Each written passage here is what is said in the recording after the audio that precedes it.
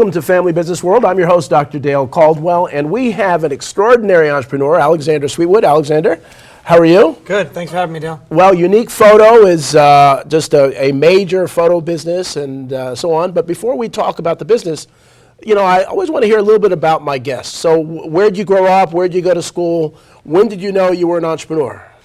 Well, you know, I grew up in North Caldwell, New Jersey. My family business at the time was in, I guess, Florham Park. Okay. And, you know, I would go to work with my dad as a kid on the weekends, and we'd work together. You know, went to college, which I think is extremely important. I got my MBA, and I worked during that time, you know, in the business, and I grew. Now, it was Unique Photo back then? It was, this business is, Unique, that we're talking about, Troy, is Unique Photo. Yeah. And we migrated to have retail stores. So my grandparents started a business in 1947. 47, wow. Yeah, so we've been around, and we've migrated what the business has done. So that one time, even they had a lot of retail stores, you know, in department stores. Right, so, right. Hence department store. Yeah. And we migrated, my father and uncle took the business in a direction where they sold 2 stores. Okay. And but so when your grandfather started, what kind of business was it? Way back in 47, what kind of business was that? Well, he started a business on some arbitrage, so it was during the war times. Okay. And it was all the film was on allocation. So he knew how to get some of the film. Wow. And he actually needed a loan. And he went to my grandmother, who was a successful businesswoman in her own right. Oh, really? Oh, really? Yeah. She needed some money. The number has been anecdotally changed over time, but you know, at the time it was important to him, and on that deal that he made, he picked it up, dropped it off at the store that needed it, and that was how our business started. And so with the film, now what did they do with the film back then? Because I'm fascinated with the history. to take pictures. So they really, and so it wasn't, you know, now we have digital, and it's like, you know, so back then film was a big acquisition, Correct, right? It was hard. correct. Yes, especially at wartime, you needed the film for. Yeah. You know. Wow. And then your father was the next my generation? dad came into the business. Him and my uncle, they started taking credit card, you know, things like that. So. And it was always called Unique Photo, or did the name change? Yes, always been Unique Photo. Oh, wow. We've had other business names under that, you know, Right. over the time. We've made acquisitions. And so on. But for one form or another, Unique Photo is the core of the business. Wow. Interesting. And it was taking pictures. When did you get into equipment and all that stuff? Well, way back. My father's sister was like a photo retoucher. So I think that's where like the connection came. But essentially, selling photo product was always our business, and being able to buy that product better and offer better price, better service to the customers is really what our business has been built on. And that foundation I try and bring forward today with everything we do, including our education department and so on. I really feel that's important to. You know, our motto is create better pictures, and I really feel that if we do everything to help someone create better pictures, including get them camera equipment at the proper price and give them the proper education and have the proper stock and the proper team, that's what will help us succeed, and it has. Well, but it's just amazing, and that your business is doing well and surviving. You know, everybody has a camera now. Everybody has a camera on their phone, and you'd say, well, that's real competition. How do you survive in this camera world where, you know, everybody takes pictures? Directly to that statement, actually, I say that more pictures are taken now than ever before. Yes, absolutely. Any day, any minute, there's recordings, there's cameras all over, video, doorbell, cameras, you name it, there's a picture being taken. And that general centric picture taking, I feel, is critical to the business. And there are physics to overcome. So, there is a reason that there's a big lens that I sell, and your phone can't quite match that. No matter how close it is, it's nowhere near the zoom of a lens. And then you see someone with a telescope, and there's a reason for that. Physics is the reason.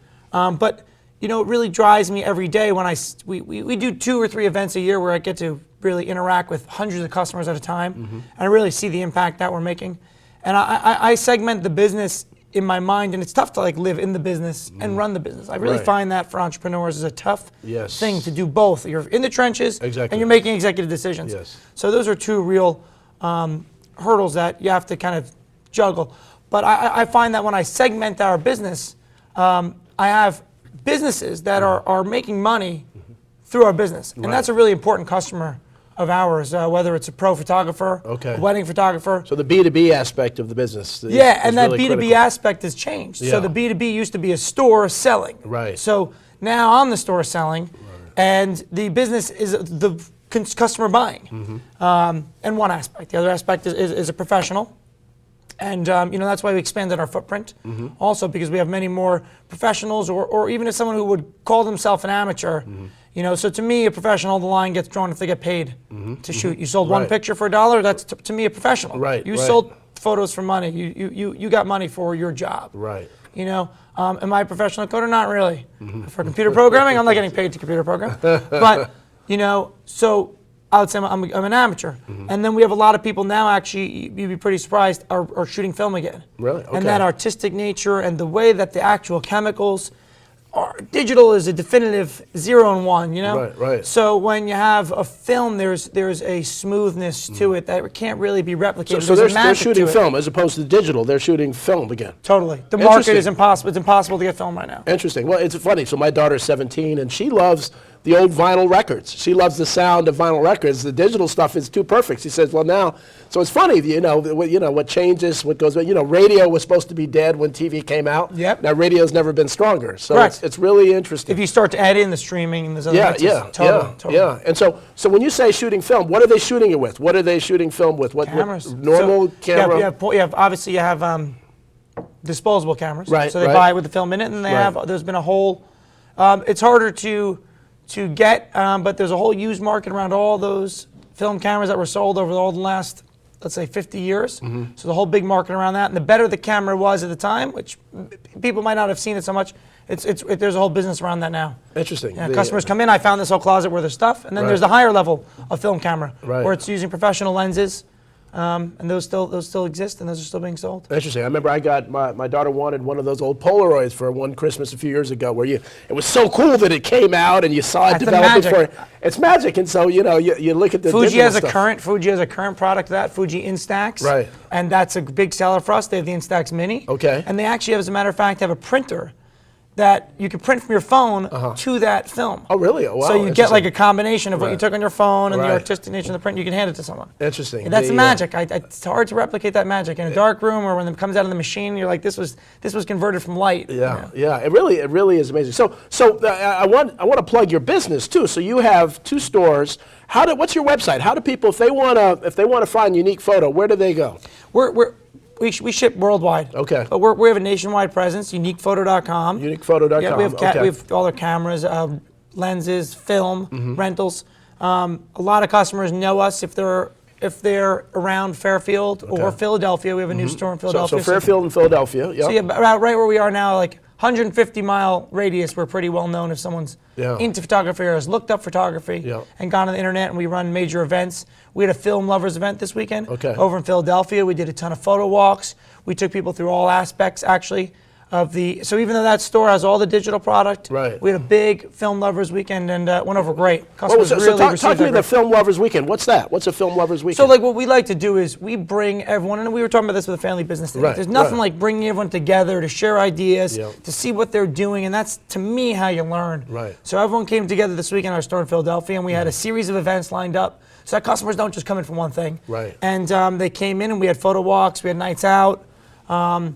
And customers shared what they're shooting. We had some gallery spaces, a number of professors, teachers, and even what I would call pro amateur artists who were just amazing. And you're like, how did you do that? And they came and spoke and told everyone what they did, and it was really well. Wow, because I really loved photography growing up, and I really loved it, and so. So now I'm sure you could tell though if someone posed someone and they knew what they were doing, and someone who didn't, just quickly get together. Exactly. Well, I actually went through the New York Institute of Photography course years ago. I didn't know that. But long before the internet. So it was, we had the little, cassette tapes, and you learned, and I did that, and so. But a lot of that stuff holds true today. Yeah, and I still have some of that old stuff, and it really is. So now, do you do, and so I'm also a pastor, actually. I'm a pastor of a church, and so we get we do funerals and other things, and do you know someone, I'm sure you know someone, who puts together the kind of old pictures and the music and that stuff? Does Unique Photo do that? Or our customers do that. Our customers do that. Okay. So to make a presentation or something like that? Yeah. And so somebody says, well, I have all these pictures, I want to do a tribute to my father. So the way that we run the business is, like our employees can't sell cameras. But we don't cross over into anything that our employees do. So most of our team members are professional photographers. At one level or another. So we don't really cross over into that production business. We don't go and do photo shoots. Okay, I'm doing a favor, I'll hire someone internally to do that. But that's really where we keep the business, because a lot of people that work for us like that dual income. Interesting. So that's actually very, very much how the policy that I kind of made came about. You know? Well, yeah, but see, I love that. And see, this is the thing about family businesses and small businesses is that they feed other businesses. It's not the mindset that, well, it's just us. We don't want anybody that's going to compete with us. No, it's the total opposite. You really want them. The more successful they are, the more successful you are. Totally. And I've had great people leave because of that. Yeah, but that's the way it goes. But that's the thing, and you trust them, and they'll always remember you. Sure. That I start a unique photo, and I come back. Let me send business to them. Totally. We have that all the time. I really do look at everyone. I really look like I work for everyone on the team. You know, everyone on the team work together, and I really do feel that. And I think that's what makes, I want everyone to be happy coming to work. I want to be happy going to work. Right. You know, and that's why we have certain policies that maybe are, I don't even like to say they're extreme, they're just very straightforward. Right. In terms of, employee safety or the way employees feel comfortable at work. And that's important to me, you know. And that's really important, especially in this day and age. Totally. I mean, there's so many companies that, one of the things that drives me crazy is with big companies, they have quarterly reporting.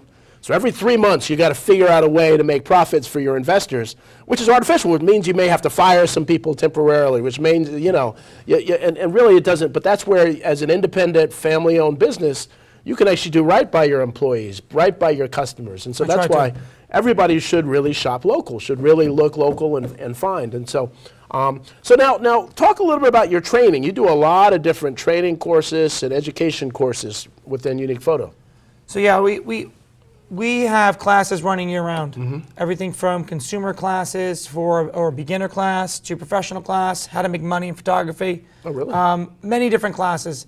And we also, I don't want to say the only classes, right? Events, workshops, off-site things. We call them drinking clicks. But we really feel we have a community, and our customers are a community, and our team is a community. And if we're able to just help them survive and thrive, that's how, similar to how you said, our business feeds the businesses. Right, if our customers are doing well, that's better for us. And with the pandemic, you have people getting into photography, more people exiting or people saying, oh, my phone is good enough. But our business, we've always been able to adapt or change to that environment. And one thing, for instance, maybe, don't hold me to the time, 6-7 years ago, we were developing our website. And I said, we need to have more of these classes where they're not just on YouTube, but where a customer can come in and they can get something afterwards. So they take a 1-hour class, and afterwards they could look at the video of the class. And then comes the pandemic. We're like, oh, good thing we have an online university that's set for this. So we started doing more classes, online, so customers can watch them on the website. They weren't comfortable come in, and so on. And that again becomes, like any business venture becomes a fine line between, giving it away and then the instructor wants it to be viewed later on or doesn't. But that's kind of how it goes. And for us, if we could educate the consumer, they're going to make better choices in their equipment. They're going to take better pictures. They're going to be happier. Exactly. And they're going to keep coming into the shop. And that's the way to do that. So we're going to take a short commercial break, and we'll be back on Family Business World with the president and owner of Unique Photo.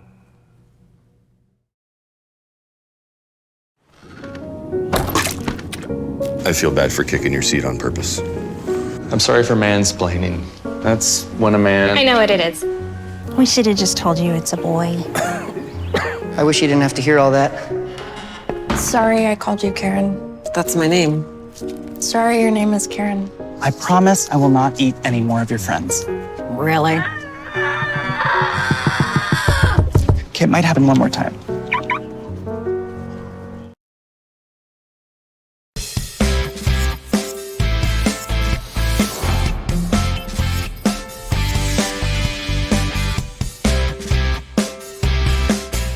Hi everyone, my name is Milton Corsi. I'm here with my co-host, Mark Iorio. Welcome to Team Talk. Team Talk's all about bringing teams together, bringing organizations together, bringing a diverse group of people together to make the organization a better, more successful organization. Listening to every single voice in the organization to make it better. Yeah, our guests are going to include people from industry, people from sports, and other walks of life. And they're going to talk to us about their specific journeys to team success. Tune in on Wednesday mornings at 10 a.m. and then again on Thursday evening at 5 p.m. to watch Milton and I talk about Team Talk. We're looking forward to having you join us.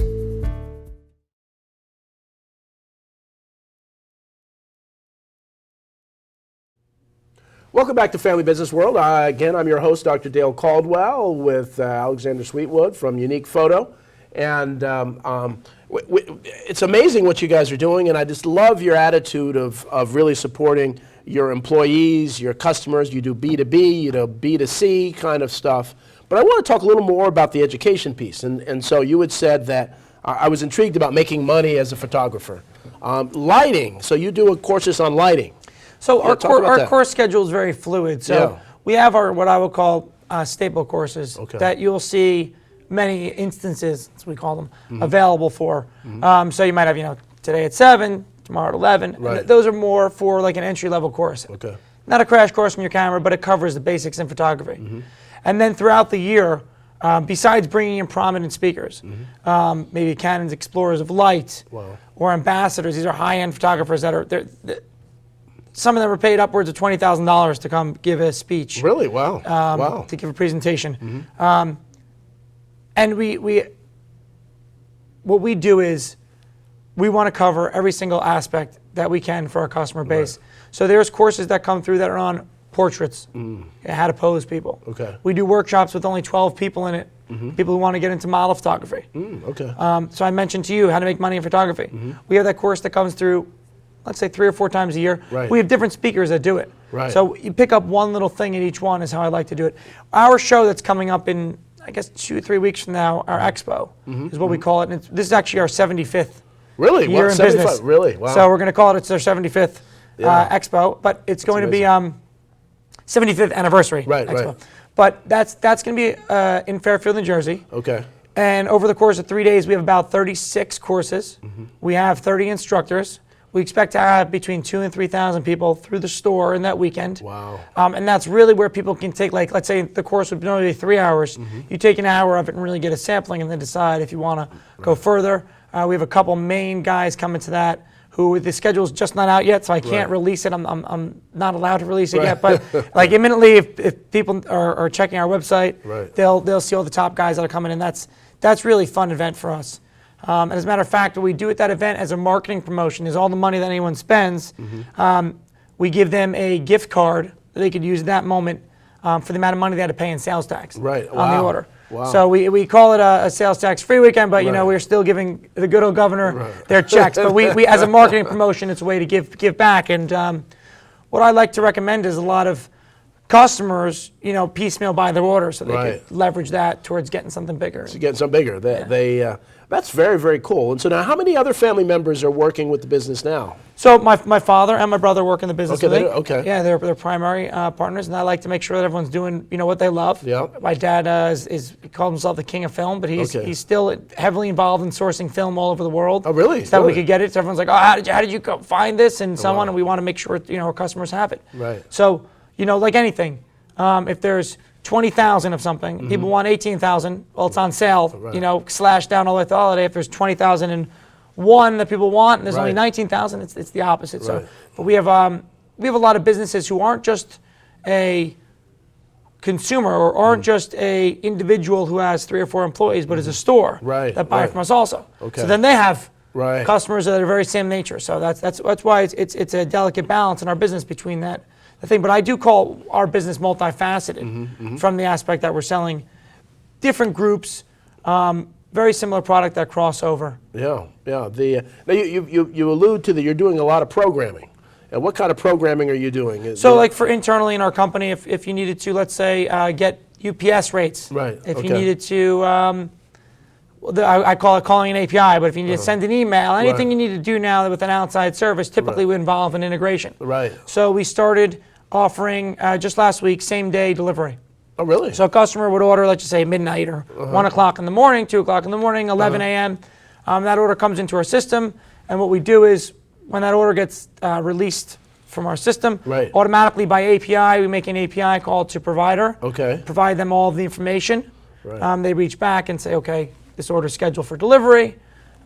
So in order to do that, you would have to normally hire a programmer to write an integration, and then have to know your system and the other systems and so on. And you do that. You have a gift. I have a knack for it, sure. Yeah, really. I recommend to a lot of people who are getting into it not to give up. I know a lot of people get stuck at step one, but trust me, if everyone got past step one, so you got to keep fighting. Yeah. Interesting. So now we're in the world, obviously, of social media, and so do you have courses that help people know how to do some things with social media? Sure. Now the social media is changing rapidly. Yeah. So we offer courses in how to people to market their businesses, and these are more, I would say, less scheduled and more like you have to watch the calendar to see them coming up. Right. But the amount that Meta, Facebook, or Instagram is changing their ad platform is mind-boggling. So it's very rapidly. You might even get a different view than me. Really? But I mean, these are very large-scale operations. So it's hard for one individual to see that. Right. But I have an interesting way of seeing all that. So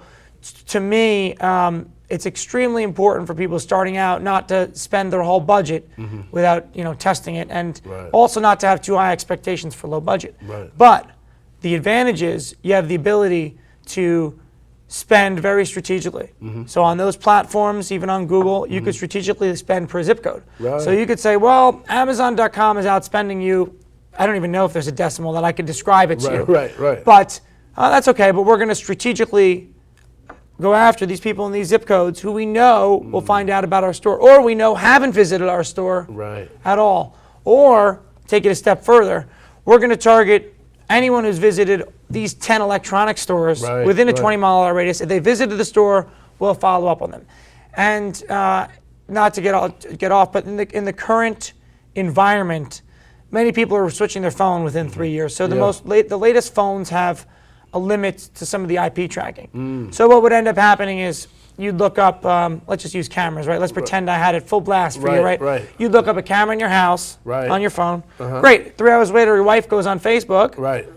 Oh, the camera shows up because I know, not me personally, but the algorithm knows that your area, your demographic is interested in this. We're gonna cover you in that. That's amazing. And that's the difference between what someone would call like a cost per view and a cost per click. So we're pounding through views. And then one of the biggest things, which I tell people not to go too crazy about, but what you would call an attribution model. So it's like, hey, who saw that ad that then bought? Right. So now the hardest part of that is conjugate, like who saw that, who didn't see the ad but bought. But exactly. Right. Who saw the ad, didn't even notice it and bought. So, but that's kind of how the internet works. So to me, I've had success with being very consistent. I know people want to run one ad in a book. I really haven't found that that's as successful as having a campaign.